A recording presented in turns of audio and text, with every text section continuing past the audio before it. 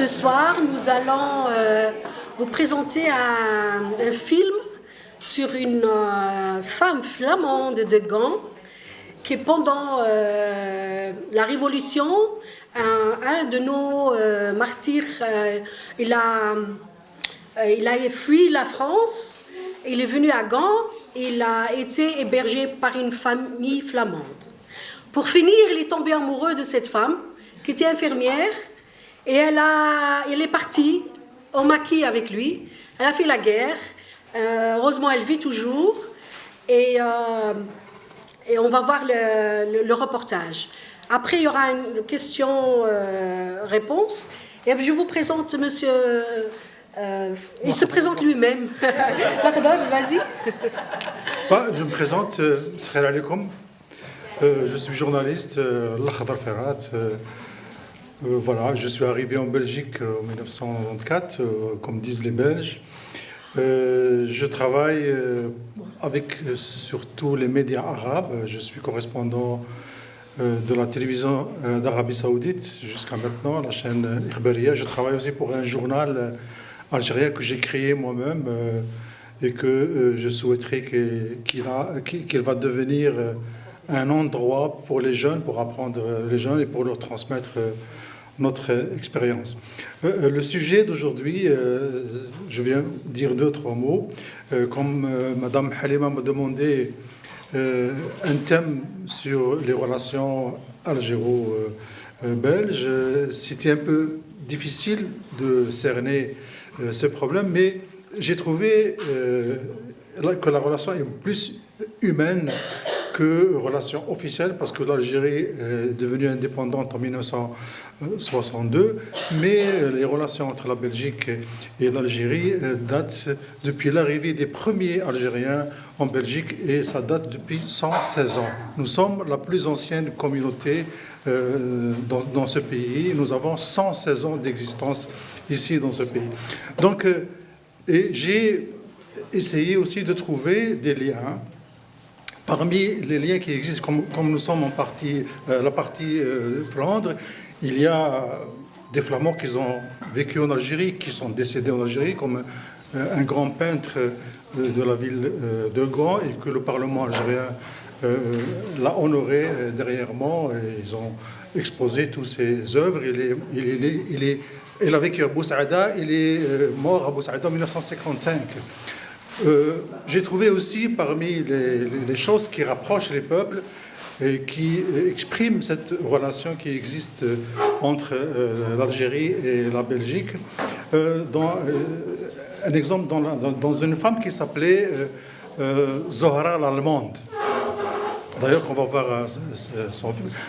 On l'a appelée Zohra l'Allemande parce qu'elle explique elle-même que les Algériens ne connaissaient pas les autres nationalités. Et dès qu'ils voient une femme qui brande avec des yeux bleus, on dit c'est une Allemande. Donc, elle porte cette appellation, Zohra l'Allemande, alors qu'elle est flamande, elle n'est pas allemande, elle est belge. Et elle a connu un Algérien ici pendant la guerre de libération. Elle est devenue son épouse. L'Algérien qui faisait des transferts d'armes de la France vers la Belgique. Alors, qu'est-ce qui s'est passé? Il a été pris dans un contrôle et le mari, il a été expulsé en Algérie et il était en prison. Et elle n'avait pas de nouvelles parce qu'elle était aussi intégrée dans le réseau FLN de soutien à la guerre de libération. Donc, elle est partie chercher son mari jusqu'à Betna, Tkout, etc., les Aurès. Et quand on lui a dit que votre mari, il est au maquis, elle a dit « je rejoins mon mari ». Et voilà, et elle va raconter elle-même son histoire dans ce film qu'on va voir ensemble. Et après, on va discuter des choses beaucoup plus profondes qui existent et d'autres exemples qui sont quand même très frappants dans la relation algéro-belge. Voilà. Merci.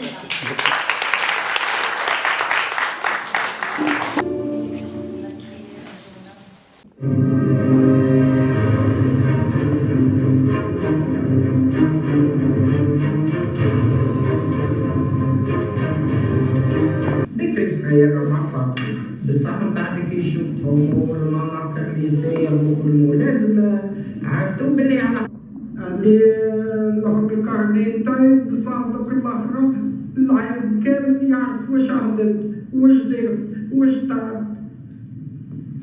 قال زيد قلت له تكلمني منه ولدي وقف هاهي قلت له وقف ورايا حسيت السكر طلع الآخر طلع. قلت له المهم كي طلع لي وجي للضو عرفتو بكري درت ربي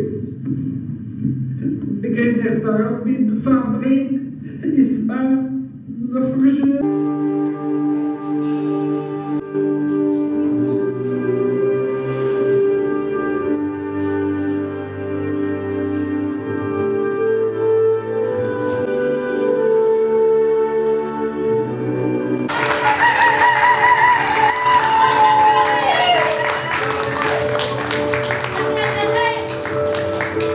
Voilà, devant vous, une flamande en Algérie. Généralement, on parle toujours des Algériens à l'étranger. Maintenant, on a l'inverse. Et elle est fière et elle ne veut pas revenir. Elle a des enfants, elle vit là-bas. Elle a dit, même si c'est à refaire, je referai le même chemin, le maquis, etc. Donc vous avez aussi une traduction en néerlandais qu'on a fait dans la farce, celui qui veut comprendre encore mieux l'histoire de Léontine. Bon, quand elle a pleuré comme ça, je vous explique pourquoi elle a pleuré, parce qu'elle a été reconnue comme Moudjahida, et elle a pleuré parce qu'elle a dit, voilà, maintenant je laisse quelque chose, un patrimoine à mes enfants. Je crois qu'elle a 4 garçons, de grands garçons, etc. là-bas.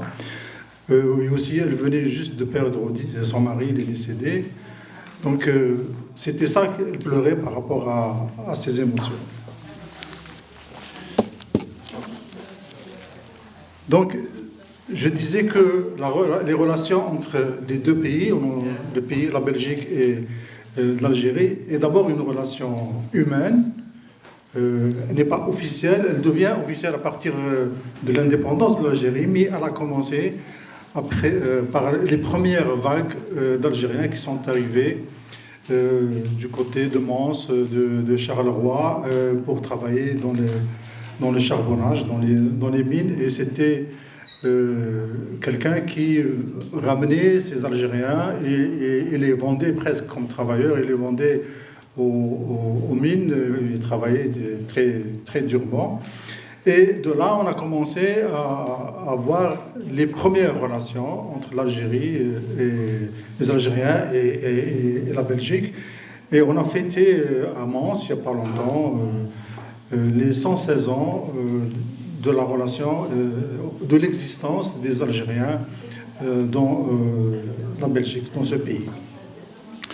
Donc les Algériens sont arrivés en France comme ouvriers, et dans les mines, on pouvait pas, ils n'avaient pas la nationalité algérienne, et ils étaient des Français indigènes, comme on disait, ou des Français musulmans, parce qu'il y avait un statut très particulier. Ils sont arrivés en Belgique depuis un siècle et 16 ans, et avec eux, bien sûr, ils portaient leurs revendications, leurs problèmes, et surtout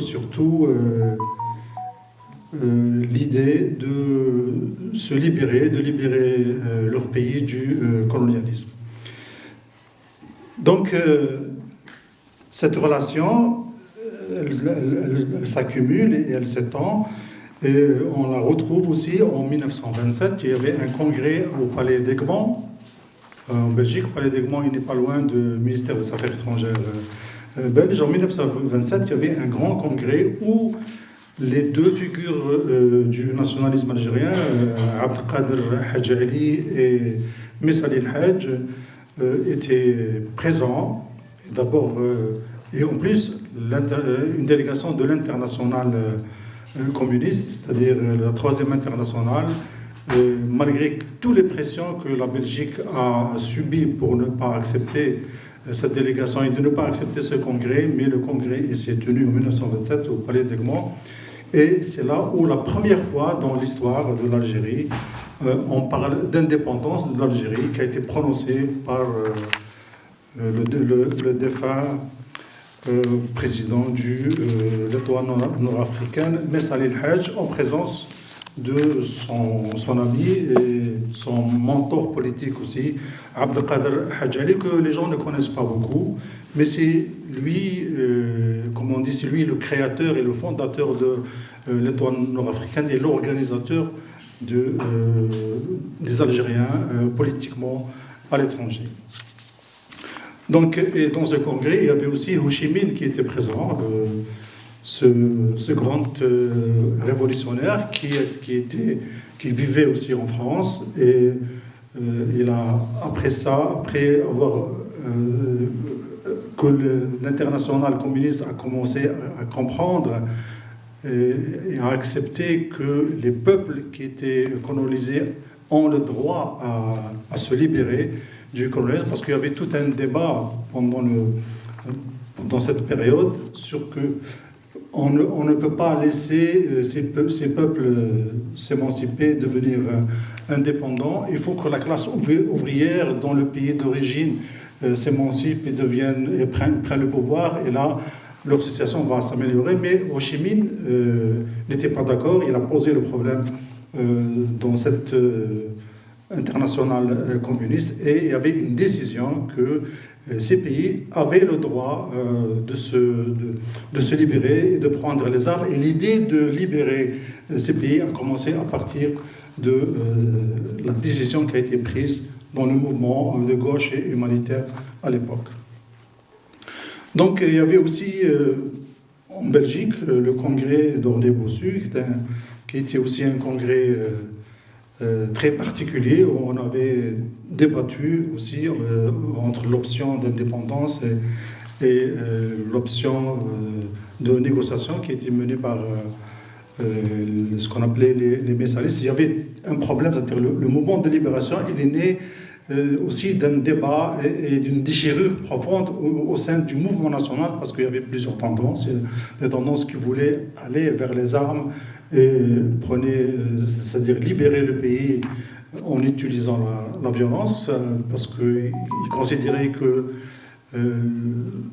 politiquement les choses n'avançaient pas, et qu'on a essayé pendant une grande période les luttes politiques, mais on est arrivé à un moment où il fallait trouver une autre décision. Et là, il y avait au sein du parti du PPA, MTLD, pour ceux qui connaissent, donc cette tendance entre les deux, et qui est devenue même violente après, pendant la guerre de libération. Il y avait même des heurts, des accrochages violents entre ceux qui ont décidé de prendre les armes, qui ont constitué le FLN, et ceux qui n'étaient pas d'accord, et même qui sont allés vers la constitution des mouvements armés anti-libérateurs. Les relations entre l'Algérie et la Belgique s'est construites tout au long de l'histoire du mouvement de libération nationale. Beaucoup ne savent pas que la Belgique était une base arrière de la guerre de libération. Ça aussi, les gens ne la connaissent pas. Et pendant la guerre de libération, la Belgique c'était comme on dit, une plateforme de ce qu'on appelait le Front du Nord. Parce qu'il y avait la France où les choses étaient très serrées, et il y avait les pays du Nord qui servaient à l'achat des armes, au transfert d'argent, à tout ce qui est logistique, et la Belgique en faisait partie, et c'était la plaque tournante. La direction du FLN était habitée en Belgique, à Etterbeek, plus précisément à la commune d'Etterbeek, et elle avait des documents de circulation qui n'étaient pas transmis à l'Office des étrangers, parce que l'Office des étrangers à l'époque était infiltré par les services secrets français, donc on ne transmettait pas leurs dossiers, mais on leur donnait une carte de résidence pour circuler dans un territoire donné, et aussi pour faire plein de choses. Et nous avons par exemple des grandes figures belges certains ne connaissent pas. Nous avons l'avocat Serge Moreau, un moudjahid algérien qui avait aussi obtenu la nationalité algérienne après l'indépendance. C'était aussi un des piliers, un Belge, un des piliers de ce mouvement. Il y avait aussi Kudel, qui était bourgmestre de Saint-Josse. Je cite comme ça les personnalités qui étaient intégrées et qui ont aidé le mouvement national algérien et qui ont fait le lien entre l'Algérie et la Belgique, parce que le lien, comme je disais, il s'est fait tout au long de l'existence et tout au long du développement du mouvement national jusqu'à la guerre de libération et jusqu'à l'indépendance après, puisqu'ils ont reçu à titre gracieux et de reconnaissance la nationalité algérienne. Nguy Kudel, il était aussi, portait aussi la nationalité algérienne, vu ce qu'il a fait pour le pays. Et aussi, il était un des membres les plus influents de ce qu'on appelait le Front du Nord, qui symbolisait la participation des Belges à la guerre de libération. Une participation réelle, c'est-à-dire les gens risquaient leur vie, transportaient des armes, de l'argent et aussi des messages. Et ils étaient aussi des avocats qui défendaient les nationalistes algériens et les militants du GFLN en Algérie. Nous avons aussi d'autres cas qui sont malheureux, des assassinats qui ont été faits par ce qu'on appelait à l'époque la Main Rouge. La Main Rouge, c'était un groupuscule lié au service secret français qui ont tué deux grandes personnalités. Ils ont tué le jeune Akli Aïssiou à la rue à Ixelles, dans la commune d'Uxelles, et ils ont aussi tué Monsieur Laperche, le professeur Laperche à Liège.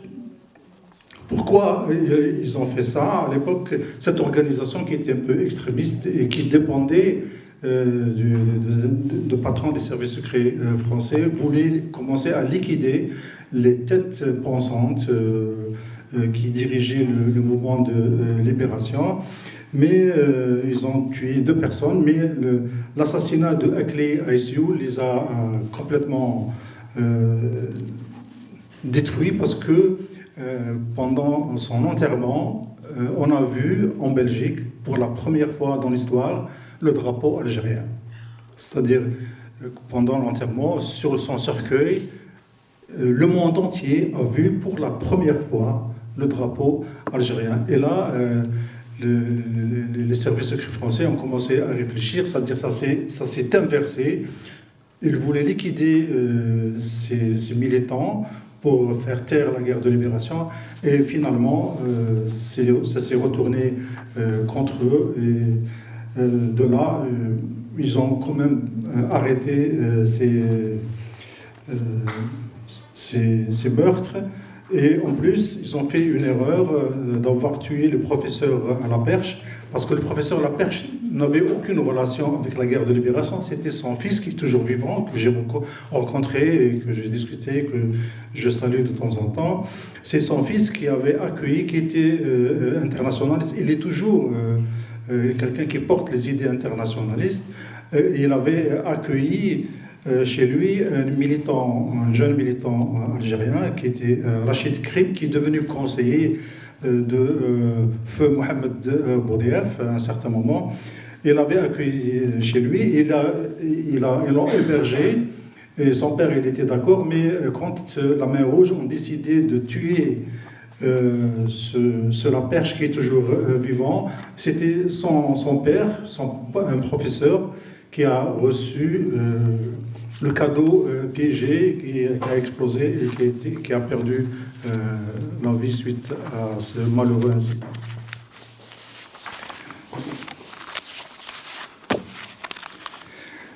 Alors, les Belges, tant flamands que francophones, ont été des amis de la guerre d'indépendance algérienne.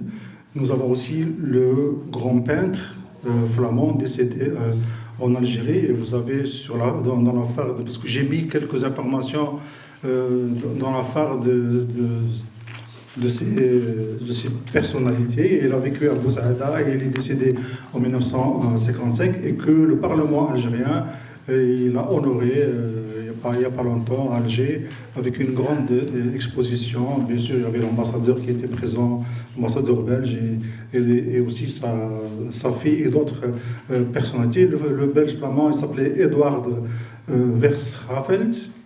Et il a vécu jusqu'à 1955 à Boussaïda. Et il y avait deux peintres à Boussaïda. Il y avait Étienne Diné, qui est devenu musulman. Il a changé son nom, c'était Azzeddine Diné, quelque chose comme ça, je ne me rappelle pas bien. Mais, et lui aussi, dans la même ville, ils ont fait beaucoup d'œuvres de peinture. Donc nous avons aussi un deuxième, après la flamande, on a un deuxième flamand. En plus, il y a un troisième flamand qui est un prêtre. Et c'est lui qui a donné sa soutane pour un militant nationaliste algérien, Bachir Bouameza. Et c'est grâce à sa soutane qu'il a réussi à s'évader de la prison de Fresnes et il a rejoint après le maquis et le FLN. Donc, nous avons plusieurs personnalités, tant francophones que flamands, qui ont tissé cette relation depuis le début du mouvement national et suivi après par la période de la guerre de libération et jusqu'à l'indépendance. Donc, et jusqu'à maintenant, il y a toujours des relations de plus en plus fortes entre l'Algérie et la Belgique.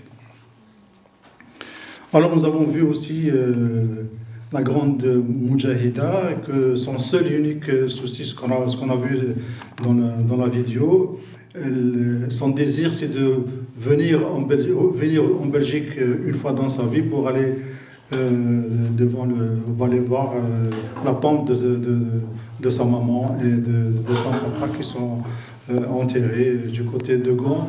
Et j'avais aussi une information qu'elle était rayée parce qu'il n'avait pas donné signe de vie et que la commune de Gand l'avait totalement rayée. Mais normalement, on pourrait entamer une démarche pour au moins la ramener une fois, parce qu'elle ne veut pas revenir en Belgique vivre ici, elle veut rester là-bas, donc juste pour venir voir ses parents enterrés au cimetière. Donc, Géralda Léotine Vandelbeek, voilà. On a vu son histoire. L'histoire de Bouameza aussi, on l'a raconté. Les relations après l'indépendance aussi, elles sont devenues très très riches. Donc, la relation s'est construite durant le mouvement de libération, puis le mouvement d'indépendance. Et puis, après l'indépendance aussi, les relations se sont renforcées. Il y a l'accord des mines entre la Belgique et l'Algérie qui a été signé en 1963 sous le règne de Ben Bella. Elle a signé pour envoyer des Algériens travailler dans les mines, mais avec beaucoup de garanties, parce que la situation des Algériens avant, c'était presque une situation très difficile, une situation d'esclaves. Donc il y avait quelqu'un qui les ramenait, qui les vendait aux sociétés. Selon un ami historien, il m'avait raconté ça. Mais en 63, c'est devenu des relations entre État et État. Et il y avait, en 63, ça a été signé, donc les Algériens venaient travailler normalement et ça continue au niveau de la coopération. Nous avons aussi une autre coopération qui est très connue.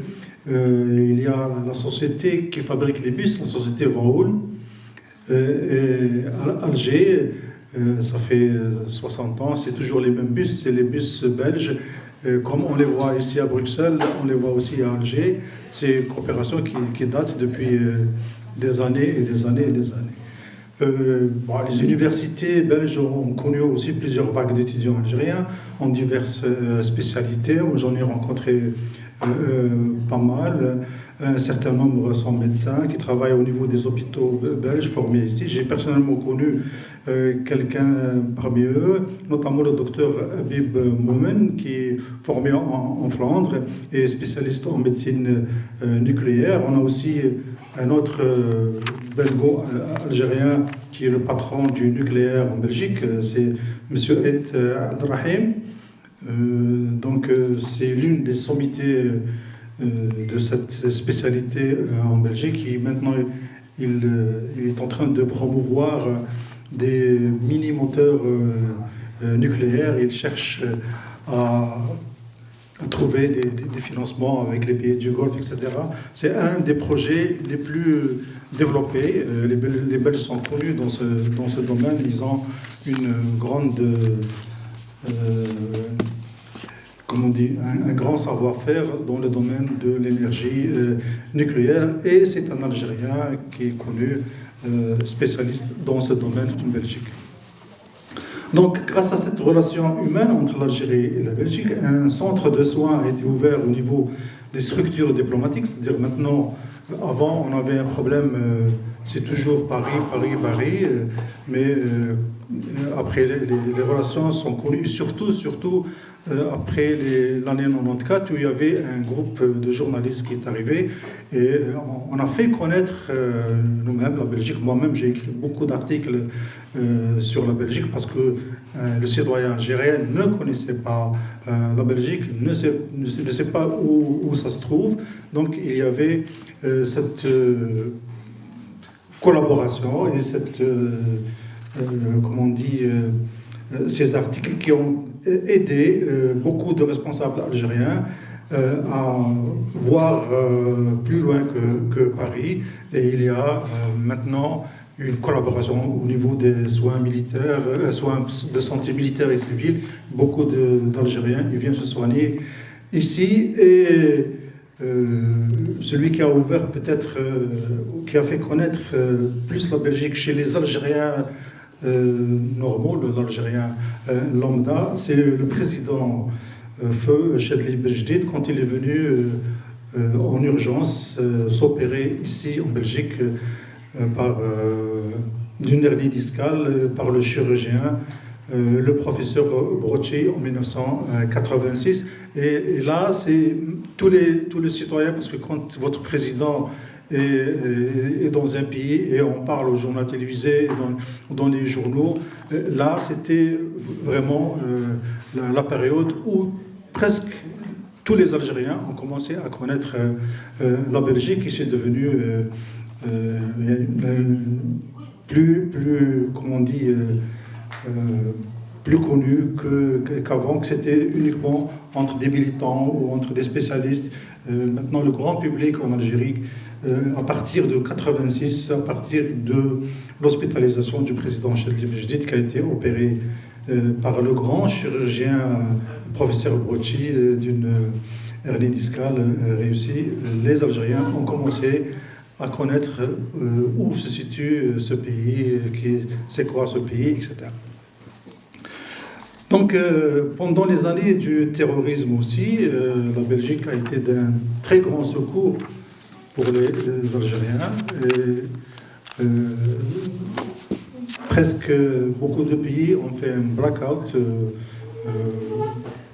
contre l'Algérie, et la Belgique n'a pas marché dans ce sens, et elle a ouvert son territoire et surtout son l'aéroport de Charleroi, qui est devenu, franchement, c'était la plaque tournante des arrivées et des départs des Algériens d'Europe, au moment où les Français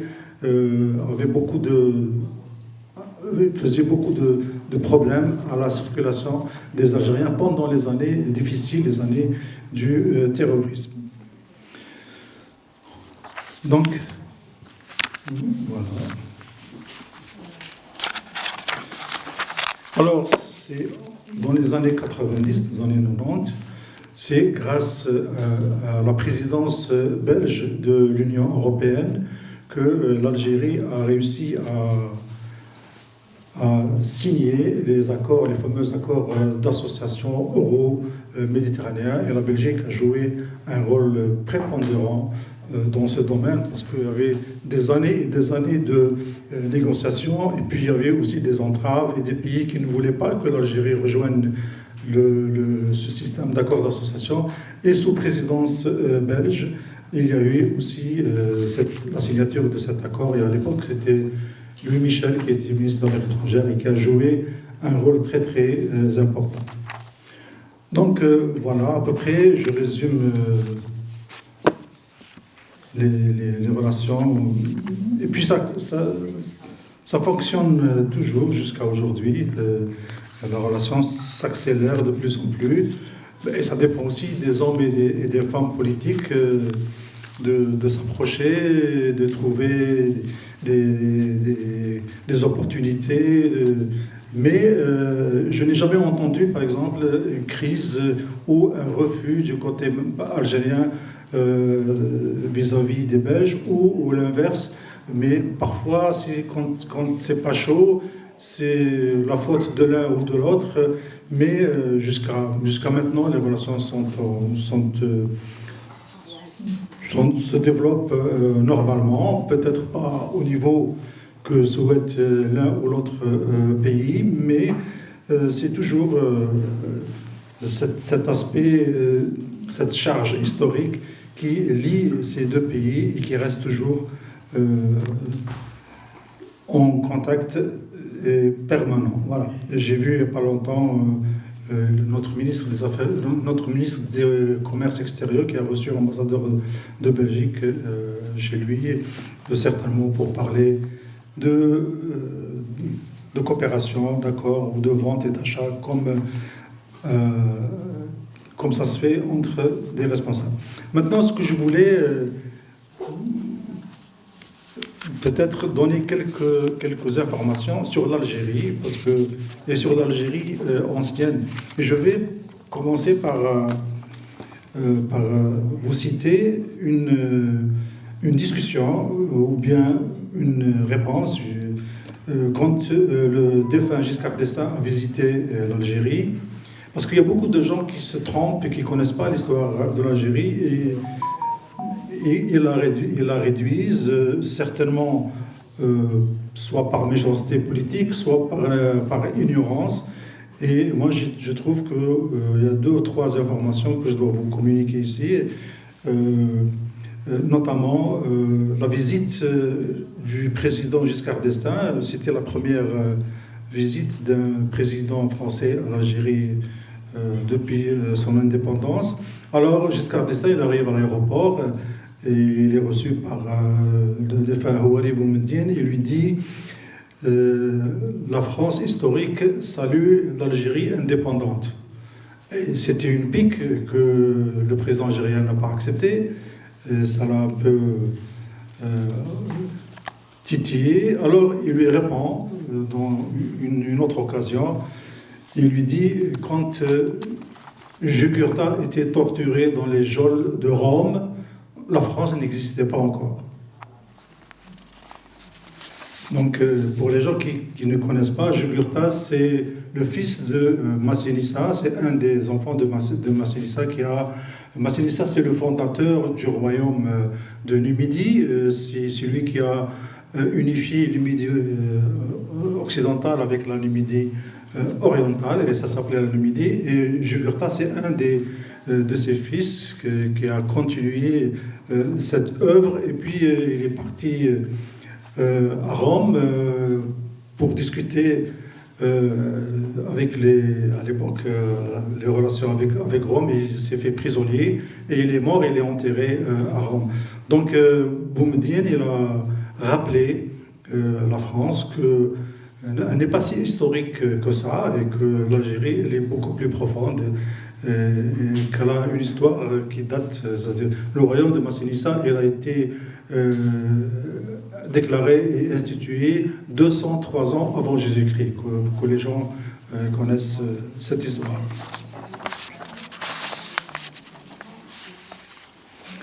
Il y a aussi une autre histoire que j'ai racontée à quelqu'un. Quand je suis allé à Waterloo, il y avait une cérémonie pour reconstituer la bataille de Waterloo. Et je lui ai dit, vous savez que quand l'armée de Napoléon a été battue ici à Waterloo en 1815, 15 ans après, ils ont colonisé l'Algérie. Parce qu'ils se sont repliés sur la France, ils ont commencé à créer des problèmes de stabilité, etc., etc. Et puis ils ont fait cette fameuse ce fameux voyage en Méditerranée et ils ont colonisé notre pays en 1830. Donc, pour les gens qui ne savent pas, voilà. Donc, je vous donne aussi une autre indication, parce que tout ça, vous pouvez le trouver, il est accessible sur Internet, vous pouvez le trouver pour ceux qui sont intéressés à l'histoire de l'Algérie, qui veulent connaître encore plus. Nous sommes le pays où il est né le premier romancier de l'humanité. Le premier roman que l'humanité ait connu, c'est un roman algérien écrit par un Algérien qui s'appelait Apulé de Mador, et le roman, il s'appelait L'âne d'or, ou la métamorphose, c'est-à-dire quelqu'un qui se déguise en âne, et puis il rentre dans les familles et il rapporte l'histoire. Et Apulé de Mador a été formé à l'université de Mador. Mador, c'est Mdaourouch, c'est du côté de Sougaras, la région Est, et c'est la plus ancienne université au monde, pour les gens que les gens ne connaissent pas. Donc nous sommes aussi le pays où est né Saint Donat. Saint Donat, c'est un chrétien, mais un chrétien qui ne croyait pas que Jésus était Dieu. C'est, comme on dit, un monothéiste, mouahad. Et puis, nous avons son opposé, qui est Saint Augustin, et que l'actuel pape de Rome est un adepte de ces idées, parce que Saint Augustin est un grand philosophe, et on dit que c'est lui qui a créé le système de papauté. Il est enterré toujours à Rome, au Vatican, et l'Algérie a demandé plusieurs fois à ce qu'il soit rapatrié en Algérie et réenterré à Annaba, parce que son église c'est Annaba, et puis lui il est né à Sougaras, donc Annaba, Sougaras, et l'église n'a jamais répondu, mais cette fois-ci avec le nouveau pape, on a beaucoup de chance de reprendre ce flambeau. Moi, personnellement, j'ai toujours milité pour qu'il y ait un pèlerinage des chrétiens catholiques en Algérie, puisque il y a beaucoup de choses à voir. Et puis Saint-Augustin, ce n'est pas n'importe qui. Et il a un grand statut dans l'hiérarchie de l'Église catholique. Et bien sûr, j'espère qu'un jour ou l'autre, il y a son église à Annaba, il y a aussi là où il est né, il y a plein de choses à voir. Et je me suis dit, pourquoi pas commencer à organiser un pèlerinage, carrément, ou bien organiser du tourisme et arriver plus tard à ce qu'il y ait un pèlerinage en Algérie pour cet homme de grande qualité philosophique et qualité aussi humaine. Voilà, donc j'ai pratiquement donné le maximum d'informations que je pouvais donner. Voilà, merci pour votre attention et on se verra, Inch'Allah, une autre fois. Merci.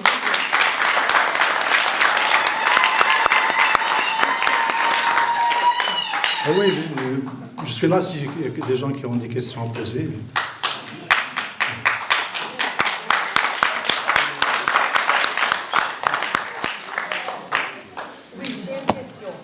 Donc, et c'est vrai qu'on n'a pas toujours la connaissance qu'on devrait avoir de l'histoire de notre pays. Moi, j'ose l'avouer. Tout d'abord, un grand merci pour votre collaboration avec Madame Halima. C'est vrai que c'est une initiative que moi, vraiment, ça me plaît beaucoup. Franchement, il fallait que quelqu'un le fasse. J'ai une question purement historique. Quand la France, elle est venue en Algérie, en fait, est-ce qu'ils ont tout de suite été agressifs avec le peuple, ils ont tout de suite massacré, ou est-ce qu'ils ont fait semblant un peu d'abord d'être des invités et après, ça a commencé à chauffer? Je voudrais comprendre et voir en termes de période, si c'est possible. Oui. J'espère que ma question est plus claire. Oui. Pour l'histoire, il y a un livre fabuleux que je peux recommander, Nos ancêtres, les rois numides, qui a été écrit par Mahfouz Ferroukhi, un archéologue algérien et professeur à l'université de Lyon. Il est en français ceux qui ont de la famille là-bas, ils peuvent l'acheter. C'est un livre magnifique qui donne toute l'histoire de l'Algérie ancienne, et même avec des cartes, etc., jusqu'à aujourd'hui. Donc, en ce qui concerne la France, ça a été des massacres du premier jour au dernier jour.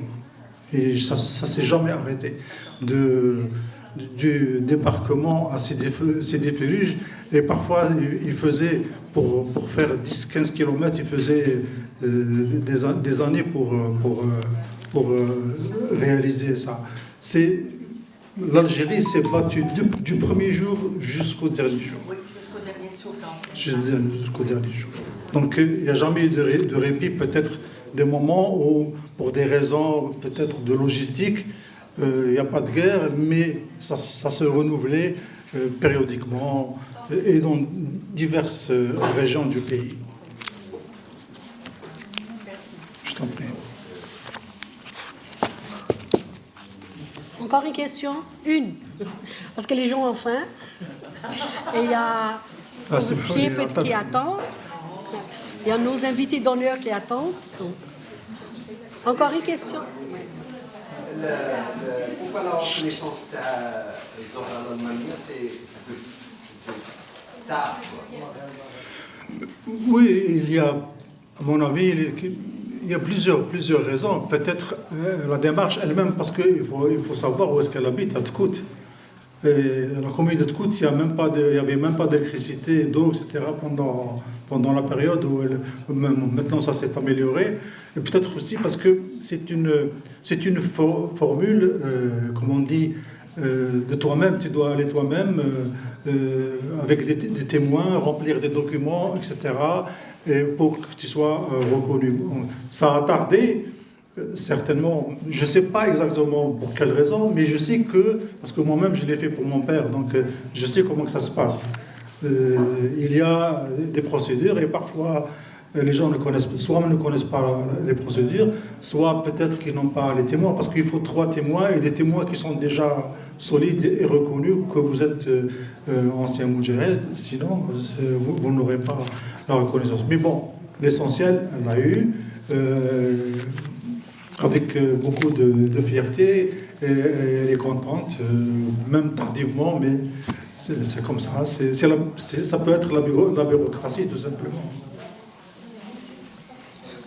Est-ce qu'on est vraiment, vous disiez au début, que les Algériens étaient les premiers venus en Belgique, en tant que travailleurs, ouvriers, je suppose, vraiment les premiers? Nous avons 116 ans. Pour l'instant, quand vous calculez les autres communautés, ils n'ont pas cet âge. Parce que, à ma connaissance, les liens entre le Maroc et la Belgique, c'est, sans doute, c'était quand même, ils ont des accords, souvent aussi, favorables pour les Marocains que nous, on n'a pas avec la Belgique. Niveau commercial, etc. Non, moi je parle des dates qui sont bien précises et inscrites par des historiens et des spécialistes. Donc je n'invente pas. Oui, les gens, ils ont été choqués quand on a fêté ça à Mons. Il y avait même un film, un documentaire qui a consacré ça. Il y avait même un historien qui habite, un historien français qui habite à Lille et qui est spécialiste dans le mouvement des populations, et c'est lui qui a donné ces dates. Mais le problème, c'est que les Algériens à l'époque, ils ne s'appelaient pas Algériens, ils étaient français. C'est-à-dire, ils venaient comme français indigènes ou français musulmans. Ils ne venaient pas en tant qu'Algériens, ils sont devenus Algériens en 62, plus tard. Donc, et c'est pour ça que même la relation entre la Belgique et l'Algérie, on ne la retrouve officiellement qu'à partir de 62-63. Avant, il n'y avait pas, il y avait la population, c'est-à-dire des Algériens comme moi, comme vous, comme d'autres personnes qui sont là et qui ont des relations avec la Belgique. D'accord, mais ça a dû valoir aussi pour le Maroc, parce que le Maroc, ils sont libérés après nous, après l'Algérie quand même. Non, avant nous. Oui, 56. Si, en 56, avant nous.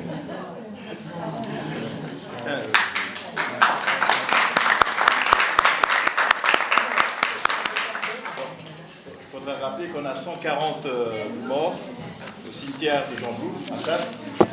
ils sont morts en tant que Français, mais c'était des Algériens. C'est important. Alors la question c'est, comment ça se fait qu'ils sont en Belgique, les politiciens d'origine algérienne, Mina Kerbash, Fadila Lalan, Loretta Köhlings, je dirais Hadja Lahbib aujourd'hui, ont plus réussi qu'en France. Oui, ça c'est le système. Moi, j'ai donné des noms de médecins. Moi, tous mes médecins en Belgique, c'est des Algériens. Dentistes. Entre la Belgique et l'Algérie. C'est pas une question de. C'est-à-dire, on peut en débattre sur. C'est-à-dire, le système européen et belge, il offre des possibilités que les gens progressent. Et en Algérie aussi, tu as des grands professeurs, hein, tu as de grandes figures. Peut-être on ne les connaît pas, mais c'est pas comme la Vox Populi elle dit, mais il y a des Algériens aussi en Algérie de sommité. Bon, il y a aussi ceux qui ont réussi, comme Habba aux États-Unis, comme Dr Moumoun que tu connais, que je connais en Belgique. Il a une clinique maintenant, je crois, du côté de Charleroi, en médecine nucléaire. Tu réussis là où tu trouves des possibilités de réussir. Hein.